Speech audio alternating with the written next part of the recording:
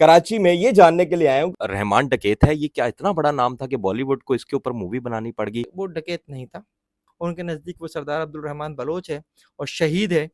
बॉम्बे में दाऊद इब्राहिम का जो गैंग था उसमें छोटा राजन और छोटा शकील 2 किरदार हुआ करते थे। इसी तरह से कराची के लियारी में भी अरशद पप्पू ने एक दिन मामा फैज़ू को उस अड्डे से अगवा किया। अगर तफ़सील बताऊँगा तो आपके यूट्यूब चैनल पे स्ट्राइक भी आ सकती है। और मामा फैज़ू वो किरदार है जिसने लियारी को एक और गैंग लीडर दिया, क्योंकि मामा फैज़ू बेसिकली बाप था उज़ैर बलोच का। चौधरी की और रहमान की तो उस डील में एक चीज़ ये भी थी, इस वाक़े के बाद चौधरी तिलमिला गया था। सब्जी वाले के भेस में गली में रेकी की। दूसरी मर्तबा इस तरह जो है रहमान पुलिस की कस्टडी से फरार होने में कामयाब हो गए। नहीं, ये सीटीडी वाली कहानी नहीं है कि साथियों की फायरिंग थी। यहाँ तो यही है कि जी पुलिस की फायरिंग से ही मारे गए। उसका कैंडिडेट जीत गया और पीपल्स पार्टी का कैंडिडेट हार गया। पीपल्स पार्टी को लियारी में रहमान की ज़रूरत थी। बीबी को कंटेनर से निकाल कर कारसाज से बिलावल हाउस तक पहुँचाने वाला रहमान था। और उस रोज़ जो है फिर फैसला हुआ कि रहमान के ऊपर से हाथ हटाया जाए। और चौधरी असलम और रहमान की जो मोहब्बत थी उसका अंजाम हुआ। और उनका मुझे फौरी तौर पर बाहर आना नज़र भी नहीं आ रहा। और हम कोशिश करेंगे लियारी भी जाएं और लियारी में जाकर आपको वहां के लोगों से आप बातें कर। हीरो या विलन, मसीहा या गैंगस्टर, जालिम या मजलूम, मैं बात कर रहा हूं कराची के मशहूर किरदार रहमान डकैत की। रहमान डकैत था कौन जिस पर बॉलीवुड ने एक मूवी बना दी है और इस वक्त रहमान डकैत एक बार फिर से ट्रेंडिंग में चल रहे हैं। हमारे साथ बात करने के लिए मौजूद हैं आज सीनियर इन्वेस्टिगेटिव जर्नलिस्ट हैं, क्राइम रिपोर्टर हैं फहीम सदीकी, जिन्होंने एक अरसा कराची में लियारी की बिलखसूस गैंगवार को कवर किया, रिपोर्ट किया।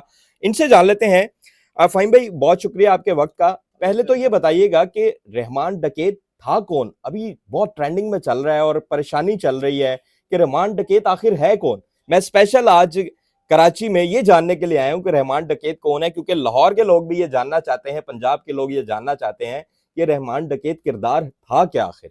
देखिए, सबसे पहले तो कराची में वेलकम आपको। रणवीर को लियारी वालों ने तो वेलकम नहीं किया था, लेकिन मैं आपको वेलकम करता हूँ यहाँ पर। आज रहमान जो है, उसको 1.5 अरब लोग तो कम से कम जानते हैं, इंडिया और पाकिस्तान को मिलाकर। वो लियारी के एक छोटे से इलाके का एक गैंगस्टर, उसे डॉन भी कहते हैं तो डॉन कह लीजिए, ज़्यादा अच्छा लगेगा व्यूअर्स को सुनने में। तो वो उस इलाके का था। ये ठीक है कि उसका जो एक माज़ी है वो क्राइम से भरपूर था ना, उसका बाप दादल वो भी जो है इलाके में जो है मंशियात और जुए और सट्टे के अड्डे चलाया करता था। और ये 70s और 80s की बात है ख़ास तौर पर। और जब उस दौर के लोग ज़्यादातर जो हैं वो पीपल्स पार्टी के साथ अपनी एफ़िलिएशन रखते थे और लियारी हमेशा से ही पीपल्स पार्टी का एक तरह से गढ़ भी रहा है। मैं अगर इसकी थोड़ी सियासी तारीख़ बताऊँ तो यहाँ से ज़ुल्फ़िकार अली भुट्टो ने भी इलेक्शन लड़ा, यहाँ से बेनज़ीर भुट्टो ने भी इलेक्शन लड़ा, मौजूदा सदर आसिफ़ अली ज़रदारी ने भी इलेक्शन लड़ा, इवन बिलावल भुट्टो ने भी इलेक्शन लड़ा। वो इवन वो हार गए, लेकिन इलेक्शन उन्होंने लियारी से लड़ा, उसका इंतख़ाब किया लियारी का। तो जब ये दौ 1970 और 1980 में जो वो सॉरी रहमान का जो बाप था दादल, दादल बेसिकली जो है एक छोटा-मोटा मंशियात फ़रोश है वो था। और उस दौर में उन लोगों के ताल्लुकात पीपल्स पार्टी के साथ थे। लेकिन जब ज़िया दौर में एक पूरी ऑपरेशन शुरू हुआ और उस ऑपरेशन के नतीजे में जो है पीपल्स पार्टी के खिलाफ क्रैकडाउन शुरू हुआ, तो दादल गिरफ्तार होकर जेल चला गया। दादल के गिरफ्तार होने के बाद, जेल जाने के बाद जो है वो रहमान जो है, वो चूँकि उस वक़्त कोई बहुत ज़्यादा बड़ा नहीं था, 19-20 साल का नौजवान ही था, तो उसने लियारी के जो दीगर गैंग्स थे उनके साथ मिलकर उसने बेसिकली काम शुरू किया। उस हवाले से एक बड़ा गैंग उस वक़्त के बारे में था मशहूर, वो आरिफ बलोच का गैंग था। और आरिफ बलोच के भाई जो हैं वो बाद में लियारी के टाउन नाज़िम भी रहे, रऊफ़ बलोच, बाद में उनका भी मर्डर हुआ। तो उस वक़्त जो है वो बेसिकली रहमान ने जुर्म की दुनिया में पहली बार कदम रखा।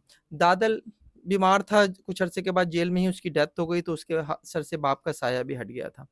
यहाँ क्राइम की दुनिया में जब वो आया, तो यहाँ आने के कुछ ही अरसे के बाद जिस गैंग को उसने जॉइन किया था आरिफ बलोच का, उसका एनकाउंटर हो जाता है और उस एनकाउंटर में आरिफ बलोच मारा जाता है। आरिफ बलोच के मारे जाने के बाद रहमान उस गैंग को एक तरह से लीड करना शुरू कर देता है। और लीड करने के दौरान जो है वो फिर ज़ाहिर है, जब पूरा गैंग आपके पास हो तो आप जो है वो ज़्यादा तेज़ी से चीज़ों में आगे बढ़ते हैं, और यही कुछ जो है वो रहमान के साथ भी हुआ। और फिर रहमान से जुड़ी एक कहानी जो है वो बहुत मशहूर भी है, और मैं उसको उस अंदाज़ से नहीं देखता, लेकिन है हकीकत है क्योंकि रिकॉर्ड पर है। वो ये है कि रहमान के ऊपर या रहमान से मुताल्लिक़ एक ख़बर ने उसे जो है कहीं से कहीं पहुँचा दिया कि रहमान ने अपनी माँ का जो है वो कत्ल किया। ये एक शफ़ाक़ियत के हवाले से एक बड़ी ख़बर थी। अब कहने वाले ये कहते हैं कि रहमान को अपनी माँ से के किसी से ताल्लुकात का शुबा था, जिस पर उसने गुस्से में आकर जो है माँ का कत्ल किया। जबकि दूसरी कहानी जो लियारी के लोग जो उसे आज भी रहमान डकैत कहना सुनना पसंद नहीं करते, उनके नज़दीक वो सरदार अब्दुल रहमान बलोच है और शहीद है। उनके नज़दीक जो है कहानी ये नहीं है, वो ये कहते हैं कि जी लिया उसकी रहमान की माँ जो है उसे उसके क्राइम से रोकती थी, और एक मौके पे जब घर पे छापा पड़ा तो उसकी माँ ने रहमान तो उस वक़्त हाथ नहीं आया, लेकिन उसकी माँ ने रहमान के आने पे उस पे बहुत ज़्यादा गुस्सा किया, और उस गुस्से में जो है रहमान भी गुस्से में आया, उसने घर में फायरिंग शुरू कर दी, उसमें से एक गोली जो है वो माँ को लगी। तो उसके बाद बेसिकली जो है रहमान के हवाले से ये एक अफ़सानवी किरदार कह लीजिए या एक सफ़ाकी का किरदार कह लीजिए या गैंग लीडर के तौर पे वो सामने आया कि एक ऐसा सफ़ाक आदमी है जो अपनी माँ को भी कत्ल कर सकता है।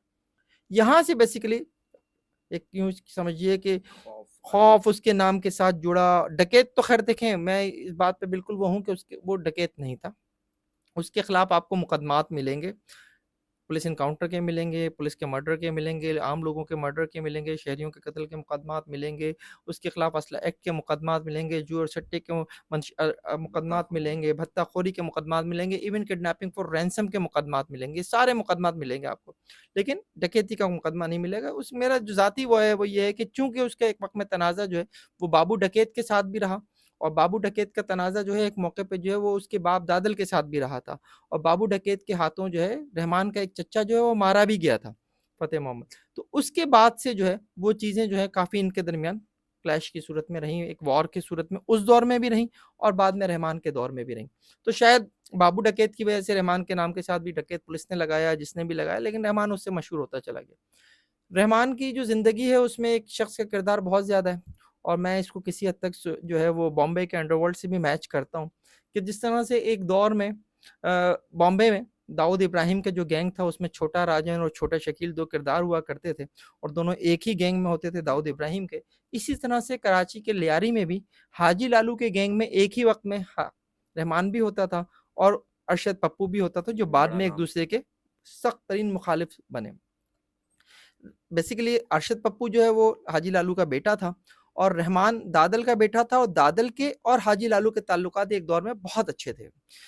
लियारी जिस तरह के, अगर आप लाहौर से हैं तो मैं थोड़ा-सा समझाने के लिए बता दूँ कि लियारी के दरमियान से एक लियारी नदी गुज़रती है, उसके दोनों तरफ का इलाका जो है वो गैंग्स के हवाले से मशहूर है। तो लियारी में जो एक्चुअल लियारी है वहाँ पर दादल वग़ैरह रहते थे, और जो लियारी नदी की दूसरी साइड है वहाँ पर हाजी लालू का बेसिकली जो है वो काम था या उसका एरिया था, कह लें वहाँ पे उसके डेंस थे, वो वहाँ पे जुए और सट्टे के अड्डे चलाता था। वो उस वक़्त कम से कम ये जो हाजी लालू, सॉरी, इसका जो बाप था रहमान का दादल, दादल से बड़ा नाम था हाजी लालू का, और हाजी लालू ने दादल की मौत के बाद रहमान पे हाथ भी रखा, और इस हद तक हाथ रखा कि उसने उसकी शादी जो है उस घर में की जहां वो अपने एक बेटे अरफात की शादी कर चुका था। यानी हाजी लालू का बेटा अरफात और रहमान आपस में हमजुल्फ भी थे। तो इस हद तक के ताल्लुकात थे। लेकिन एक मौके पे जब कराची ऑपरेशन के दौरान रहमान को गिरफ्तार किया गया, और ये गिरफ्तारी भी जो है वो पाकिस्तान पीपल्स पार्टी के एक दबाव में आई, क्योंकि कराची ऑपरेशन चल रहा था।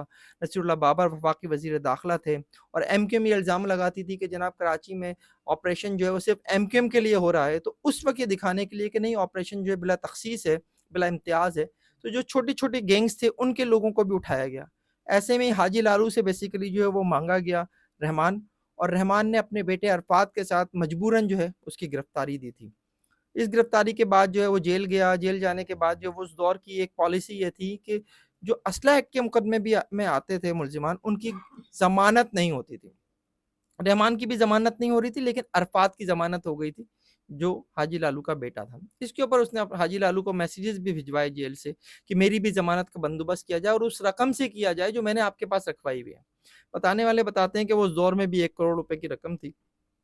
हाजी लालू ने जवाब में कहा कि मेरे पास तो तुम्हारी कोई रकम नहीं है, जो रहमान को बहुत बुरा लगा। और उसके बाद जो है रहमान की एक रूटीन कह लें कि जब भी उसे से अदालत लाया जाता था, तो कराची की जो एक लोकेशन है वो इस तरह से समझा दूँ कि जो कराची का सिटी कोर्ट है वो लियारी से कोई बहुत ज़्यादा फासले पर नहीं है। तो बताने वाले ये बताते हैं कि रहमान जेल से जब कोर्ट आता था तो वहाँ से वो लियारी भी जाता था अपने घर पर भी। तो उसके लिए ज़ाहिर है कोर्ट का जो वो जेल का जो अमला था वो उसे फैसिलिटेट भी करता था। एक ऐसे ही दिन जब रहमान जेल से कोर्ट आया और कोर्ट से अपने घर गया, तो वो अपने घर के अंदर चला गया। कुछ देर के बाद उसके गैंग के 2 लड़के जो है, उन 2 पुलिस वालों के पास आए जो उसे कोर्ट से लेकर यहाँ आए थे, और जेल पुलिस का अमला था वो। उनको कहा गया कि आप वापस चले जाओ, ये कुछ पैसे हैं, ये रख लो। अब रहमान आपके साथ नहीं जाएगा, वो बलूचिस्तान चला गया।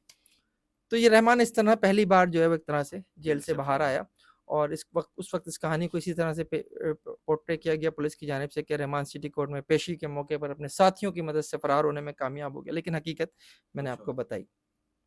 उसके बाद रहमान ने अपना गैंग जो है फिर मजबूत किया, और उस दौर में चूंकि अरशद पप्पू वालों से उसके अख्तिलाफात हो ही चुके थे, क्योंकि बाप ने उसकी ज़मानत नहीं कराई थी।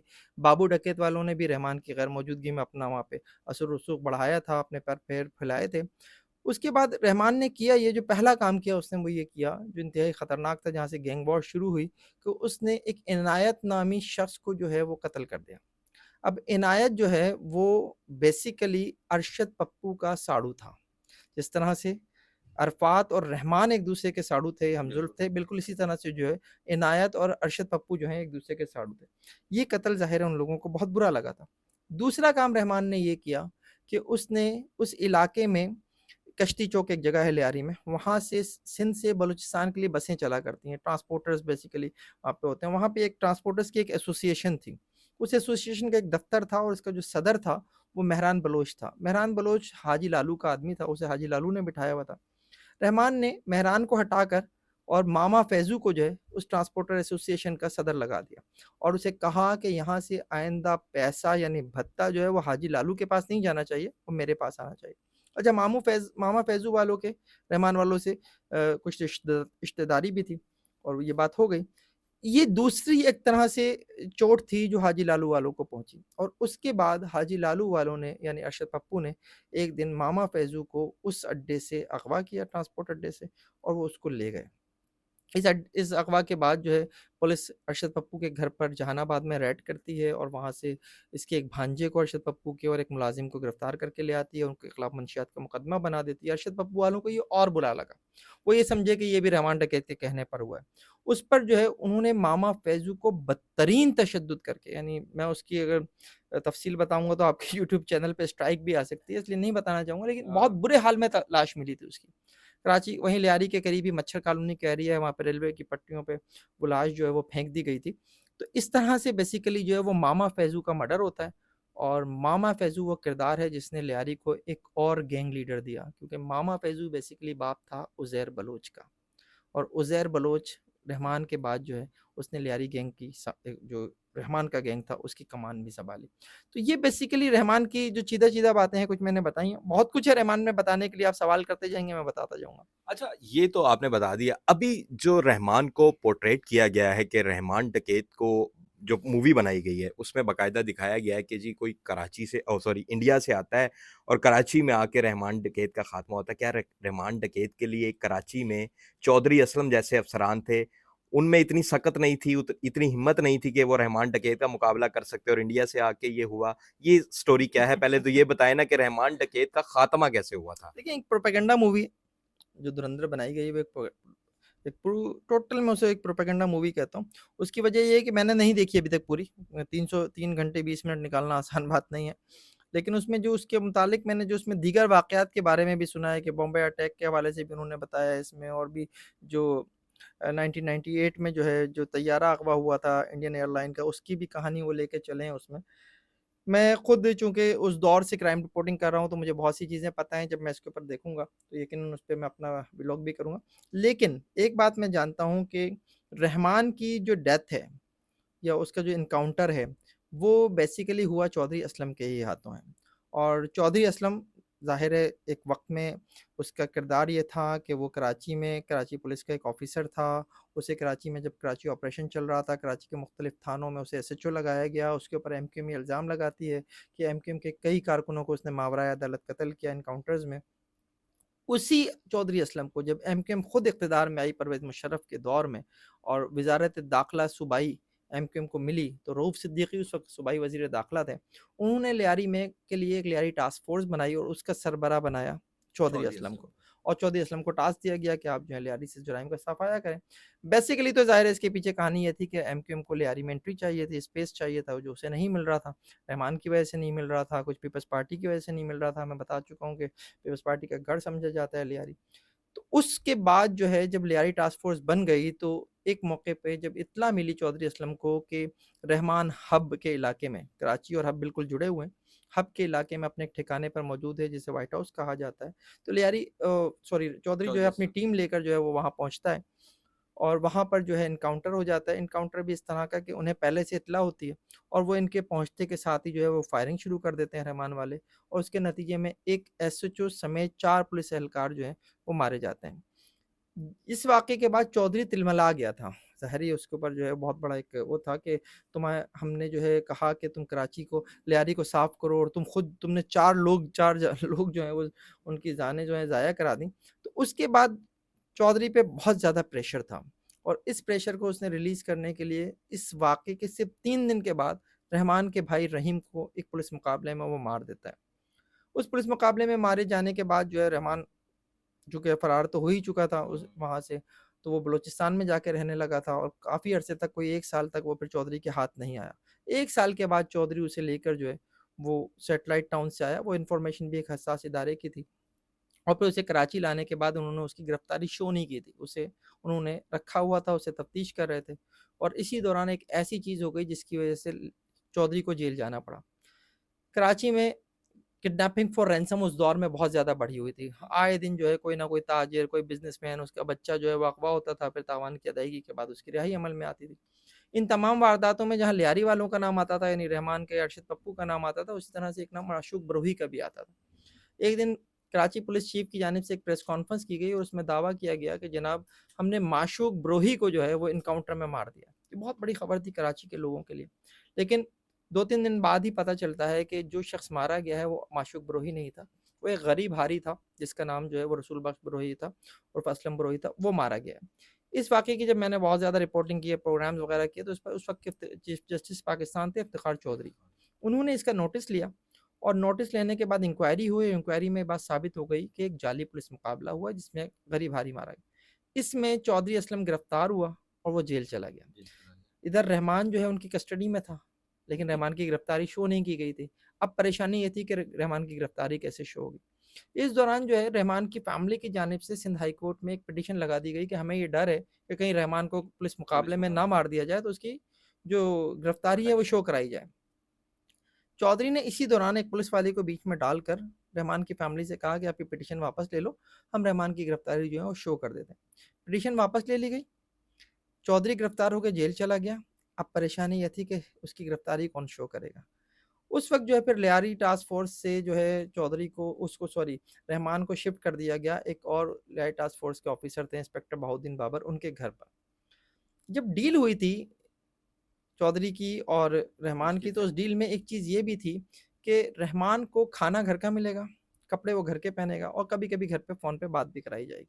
रहमान को जब बहाउद्दीन बाबर के घर पर रखा गया तो खाना जिस तरह से आता था वो उसी तरह से आता रहा, लेकिन वो खाना जो है उस घर पे नहीं आता था। वो खाना कहीं किसी तीसरे मुकाम पर जो है वो पुलिस एहलकार लेते थे रहमान के गैंग के लोगों से और वो जो है वहाँ पहुँचाते थे। रहमान की जब फ़ोन पर बात कराई जाती थी तो ज़ाहिर है वो 2 पुलिस एहलकार जो उसकी सिक्योरिटी पर मामूर थे, उन्हें नहीं पता था, बलोची नहीं आती थी कि वो फ़ोन पर क्या बात कर रहा है। तो जब वो बात करते-करते उसे जब घरवालों से ये पता चला कि पिटीशन वापस ले ली गई है, चौधरी गिरफ्तार होकर जेल चला गया, तो उसे ये डर हुआ कि कहीं अब मुझे पुलिस मुकाबले में ना मार दिया। तो उसने फिर कहा कि मुझे जो है यहाँ से निकालो। तो वो जो खाना लेकर आते थे उनका ताक़ुब किया गया। ताक़ुब करके रहमान के लोग जो हैं उस घर तक पहुँचे बहाउद्दीन बाबर के।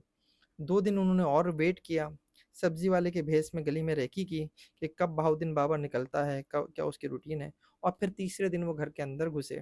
उन दोनों पुलिस वालों को उन्होंने बासानी काबू किया और रहमान को लेकर वो वहाँ से निकल गए। तो दूसरी मर्तबा इस तरह जो है रहमान पुलिस की कस्टडी से फ़रार होने में कामयाब हो गए, लेकिन ये ऑन रिकॉर्ड नहीं है क्योंकि उसकी गिरफ्तारी शो ही नहीं की गई थी। उसके बाद रहमान जो है वो मज़ीद मज़बूत से मज़बूत होता चला गया क्योंकि 2006 में जाकर जो है अरशद पप्पू गिरफ्तार हो गया। तो अब रहमान के लिए रास्ते साफ थे लियारी में, और चूँकि फिर अगले साल इलेक्शन थे, 2007 में इलेक्शन की बातें शुरू हो गई थी, बीबी ने मुल्क वापसी का ऐलान कर दिया था, मुशर्रफ उन्हें रोकना चाहते थे, बीबी मुल्क आना चाहती थी। तो एक माहौल ऐसा बन गया था कि अब पीपल्स पार्टी को लियारी में रहमान की ज़रूरत थी और रहमान को पीपल्स पार्टी की ज़रूरत थी। तो वहाँ से रहमान जो है वो मज़ीद मज़बूत से मज़बूत तर होता चला गया। अच्छा, एक वाकया है, शायद आप तो ज़ाहिर है जानते होंगे कि कोई कारसाज़ वाला रोड पे कोई बेनज़ीर को बचाया था और उसके बाद ये मज़ीद करीब हो गए थे, ये क्या स्टोरी है? बीबी जिस रोज़ वापस आई 18 अक्टूबर को, तो उस रोज़ जो है कारसाज पर के मुकाम पर शाहरा फैसल का एक मुकाम है कारसाज।